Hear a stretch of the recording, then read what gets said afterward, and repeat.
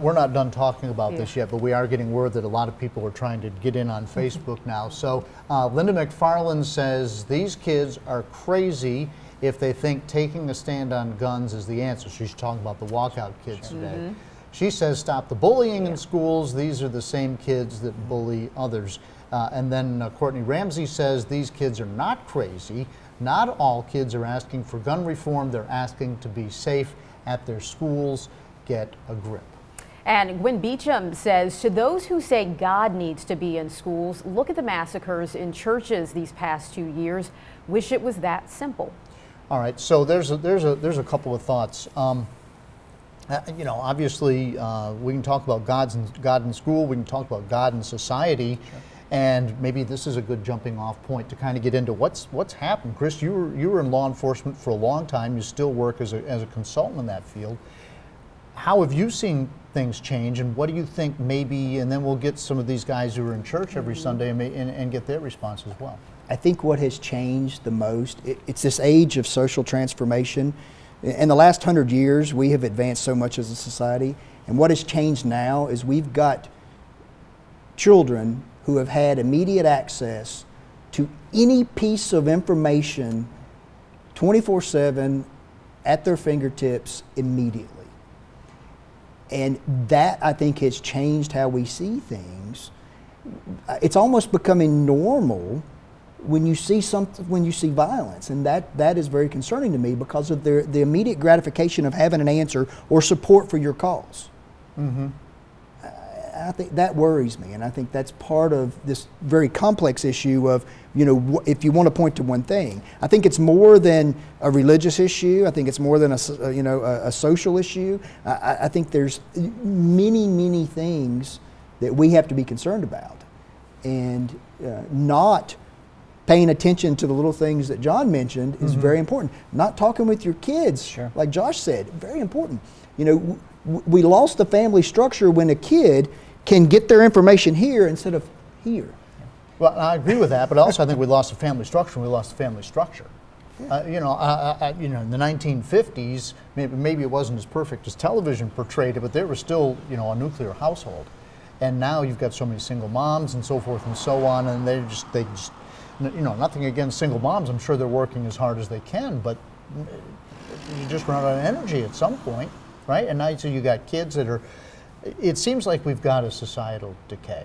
Sure, absolutely. As a matter of fact, to speak on something you referenced was, I think the rise in the internet and social media we don't even really fully comprehend the effect that's had on our families, to be perfectly honest. CNN did a study in 2017, and it said that the average kid up to 8 years old has about 2 hours and 20 minutes of screen time a day. That's a kid that's between the ages of birth and 8 years old. So think about that, 2 hours and 20 minutes a day. That's either television or computer. Television. Or tablet or phone. Most times now it's probably cell phones. Cell phones. Cell phones or tablets, which means they've got access not only to social media, which is one of the big things that they're accessing, but it's also, you know, they're accessing YouTube videos, they're accessing all these other things. The thing that was shocking about that number is on the rise. It's up from less than 2 hours the last time they did a study. And then as you hit 8 years to 12 years old, it goes up to 4.5 hours plus. And then as you get into the teenage, middle school, and then even into high school, it's 6 hours or more. Now, the point that I'm getting at is this. I think anymore, the nuclear family you referenced has in fact broken down, but I think even more so, this is perhaps the first society where our parents aren't really raising our kids, our media is raising our kids. Well, that's scary. We're the media. I know. We're what I mean, social media is what let me correct. Social media, and what they have access to via the internet and all the different things. And by that also means their friends too, because most of the social media is interacting with their friends. John, you said social decay. I want to add to that. It's social interaction. Yeah. I think that we're interacting in ways that our generation has to learn. You know, children are interacting, I mean, like this, and they know what's going on, and all 20 of them know what's going on. Whereas when we interacted, you know, if I was going to call you, I had to know where you were at to find you. I mean, you had to call me at home. Right. And if you wasn't home, oh yeah, well, I'm not going to get you till you get home. Right. So that social interaction that we had, you know, parents, where are you going to be? What are you going to do? Now, parents depend on you know, Life 360 app. Oh, I know where she's at now. Mm-hmm. Well, really? Really? You don't think kids have figured out? So I think it's the most intelligent generation, and we're only going to, I mean, we've migrated from what Peter Drucker called knowledge workers to learning workers. Right. These kids, they learn from that screen time. They do. Yeah. And so from a social perspective, how do we get from screen time to shooting up a school? You know, I mean, how does that break down so somebody gets even more isolated than they ever were before? I mean, what is it what's the connection? Right. there? I'd say as a pastor, right? I think society, when you turn your attention back to something like the internet or whatever social media platform you're using, I think what you begin to see is it's almost one-upmanship in a lot of ways. Like, you know, you got kids that are always trying to outdo the other ones, but what ends up happening is in outdoing the other one, that becomes like that is what shapes them. That is what directs them. So I think a lot of what I would say is a lot of what you see is the kids are raising the kids. I think kids become desensitized, and I think you see that. I think you see that if you watch the kids from Parkland. These kids are talking about the blood and the gore they see, and there is no emotion on some of those kids' faces. It was very matter of fact to them.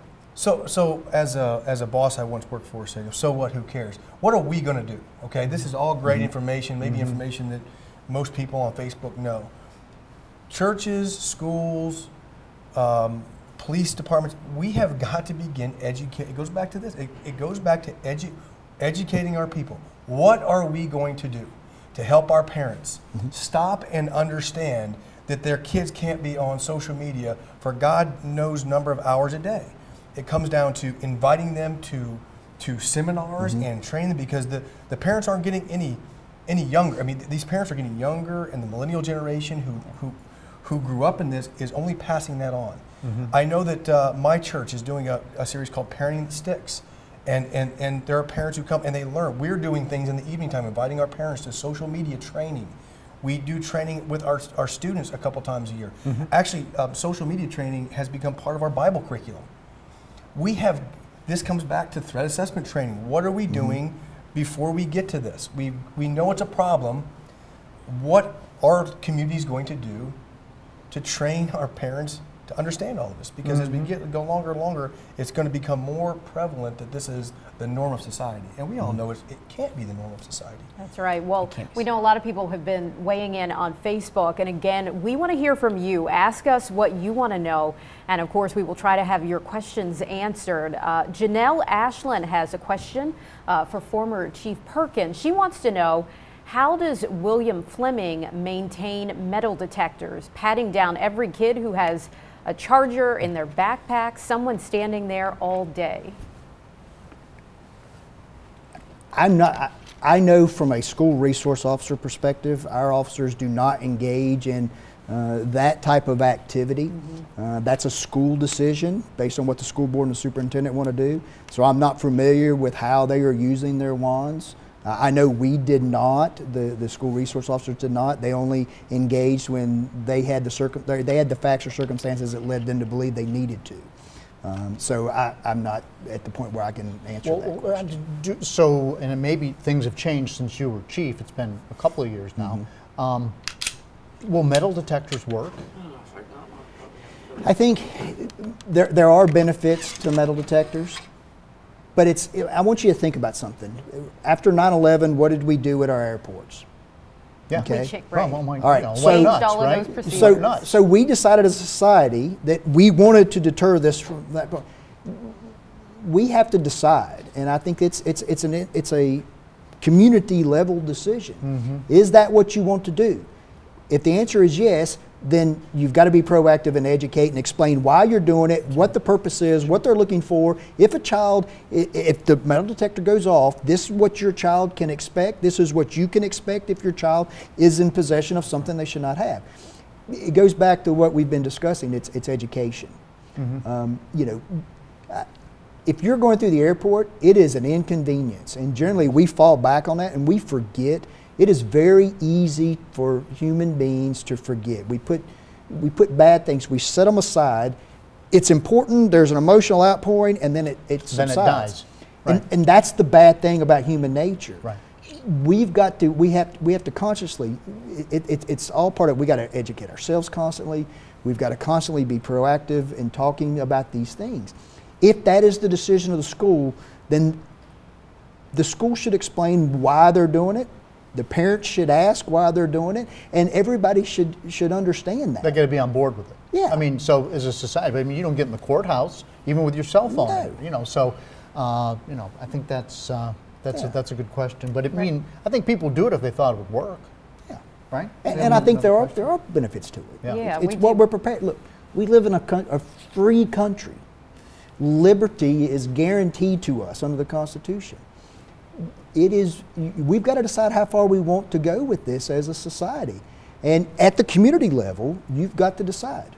What are you willing to accept? You know, as part of that liberty, we give up some of that freedom that we as Americans enjoy. And we need to understand that. I mean, why do police exist?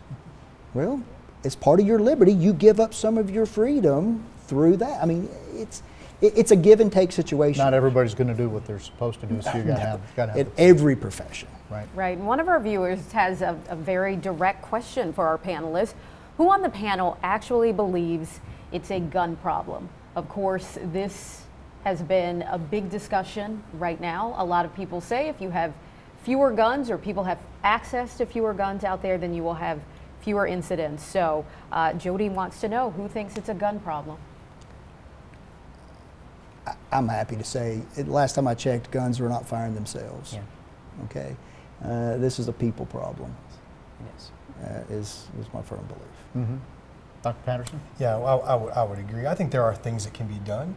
I think we need to be proactive in doing whatever we can do in a very sensible way to help solve the problem. But that's never going to solve the problem. The problem is back in the home and educating parents, and parents being parents and educating their children and loving their children and being with their children. That's the root of this issue to me.